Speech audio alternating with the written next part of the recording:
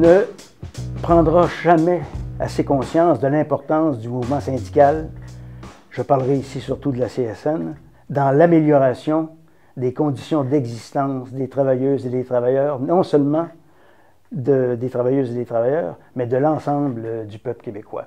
Les luttes syndicales ont profité à tout le monde.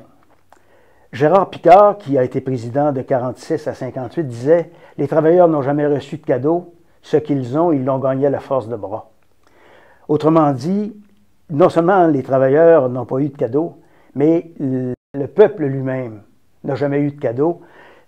Les gains qui ont été obtenus l'ont été à la suite de revendications, à la suite de mobilisations, à la suite de grèves, à la suite de tous les moyens qui ont été mis de l'avant par les forces progressistes pour faire avancer les conditions d'existence du monde ordinaire. Ben, c'est la mobilisation des organisations syndicales qui en est le résultat. L'UDT de la CSN en particulier, parce que c'est fait comme ça. Les lois sociales qu'on a, tout le filet social qu'on a, là, ça serait pas mal plus mince que présentement. Par exemple, le salaire minimum. En 1925, en 1927, en 1970, des revendications pour que le salaire minimum atteigne des degrés intéressants. Bien, c'est en 1937, il y a une loi sur le salaire minimum qui a été adoptée. Le temps supplémentaire rémunéré. L'équité salariale. L'équité salariale, en 1951, le Congrès de la CTCC demande que la législation provinciale reconnaisse le principe du salaire égal pour un travail égal. On a vu que c'est en 2005 que Claudette Carbonneau et Mme Jérôme Forget ont réglé la question de l'équité salariale. Ça veut dire que les revendications n'obtiennent pas satisfaction du jour au lendemain, mais elles sont portées pendant des années, sinon des décennies, et elles finissent par arriver. Un autre exemple, l'assurance chômage. La CSN, en 1928, qui s'appelait la CTCC, la Confédération des travailleurs catholiques du Canada, avait commencé à faire des revendications auprès du gouvernement fédéral pour créer un fonds qui deviendra par la suite l'assurance chômage. Et cette loi-là a été adoptée dans les faits en 1940. Alors la CSN y avait mis le paquet à ce moment-là. L'assurance automobile. Nous, on préconisait l'étatisation de l'assurance automobile. Hey, vous souvenez-vous de ça à l'époque? On avait un accident. Un avocat Saint-Bord, un avocat Chilo, il mangeait à tôle, il mangeait le paquet, tu comprends-tu? Puis ça s'ostinait. Ah, si on a de nos fautes à cette heure. Tu te frappes après un autre, bang, bang, occupe-toi pas de la tôle, il n'y a pas de blessé par faire, ramasse ton stock, va ton chevaux. Non, mais on a réglé ça, c'est l'idée de la CSN. Et c'est Mme Payette qui l'a fait. Et Mme Payette, pour être bien sûr qu'elle fasse ça comme la CSN le souhaitait, est venue chercher comme son chef de cabinet, Jacques Desmarais.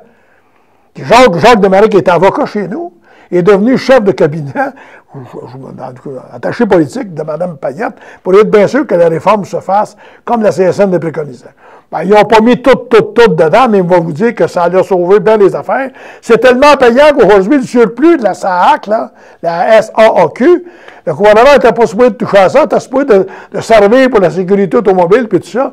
Ben, tous les partis politiques qui ont passé là volent dans la caisse de la SAAQ parce que c'est payant. C'est payant, les assurances, on le voit. Hein? Les allocations familiales, ça touchait les mères de famille qui n'étaient pas nécessairement syndiquées. Et on peut arriver aussi au congé de paternité et maternité. Ça ne touche pas uniquement des syndiqués, ça aussi. Les pensions de vieillesse, les revendications en 26, en 42, ben, les résultats, c'est en 36 puis en 66, les pensions de vieillesse ont été adoptées et améliorées. En 46, la CTCC préconisait que ce soit l'État qui s'occupe du réseau de la santé et non les communautés religieuses. Finalement, ça s'est fait en 1968.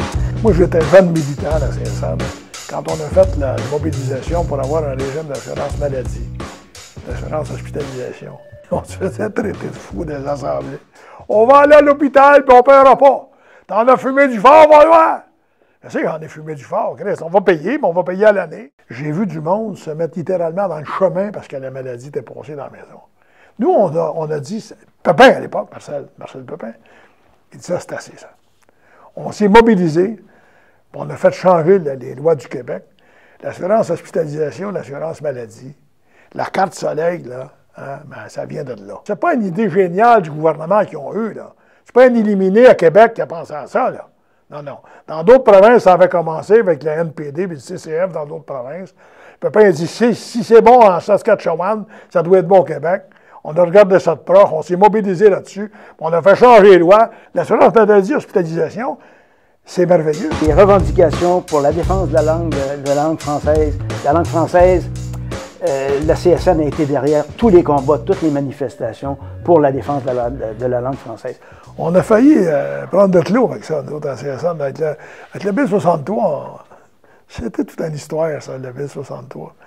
Tu sais, la démocratie, la liberté des parents, le monde y jouait là-dessus. Il y avait du monde en CSN qui était d'accord avec le choix des parents de faire éduquer leurs enfants dans la langue de leur choix. Mais Michel Chartrand là-dessus, chapeau Michel. Michel dit non. La liberté, c'est pas ça. La liberté, c'est choisir. On avait probablement été en même école. Les curés nous disaient la liberté, c'est choisir entre deux biens. Pas choisir entre le bien et le mal, c'est choisir entre deux biens. Et le bien n'était pas dans le Bill 63. Et Michel, là-dessus, a fait, avec le Conseil central de Montréal puis d'autres, on a fait une bataille importante pour renverser ce phénomène-là du Bill 63 en disant non. Le français au Québec, c'est la langue officielle, puis des parents qui sont français vont envoyer leur enfant à l'école français. Dans les années 70, Montréal, c'était une ville de locataires. La CSN a fait des représentations.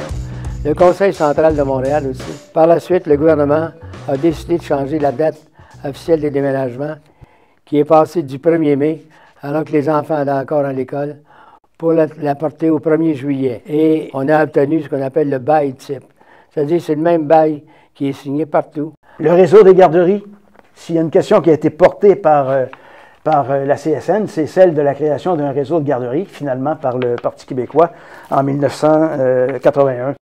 La loi anti-SCAB, qui était une revendication historique, eh bien, c'est en 1977 que cette loi a finalement été atteinte. Dès 1970, la CSN a créé son secrétariat d'action politique, formé de Pierre Vadeboncoeur, André Lheureux, Paul Clich, une petite équipe de 3, a réussi à produire des brochures sur l'assurance maladie, sur l'assurance automobile, sur le logement. On a mis sur pied un service gratuit, un service d'information sur différentes lois sociales. Par exemple, les gens qui avaient des problèmes avec l'application du salaire minimum, ils pouvaient venir au Conseil central et on leur fournissait tous les renseignements pour les aider à se démêler dans tout ça. Il y avait aussi des personnes non syndiquées qui avaient des problèmes avec le bien-être social. Là encore, le Conseil central a fait des revendications pour représenter ces travailleurs-là. Donc, l'assurance maladie, l'hospitalisation, l'assurance automobile, et le perfectionnement des lois sociales qu'on a,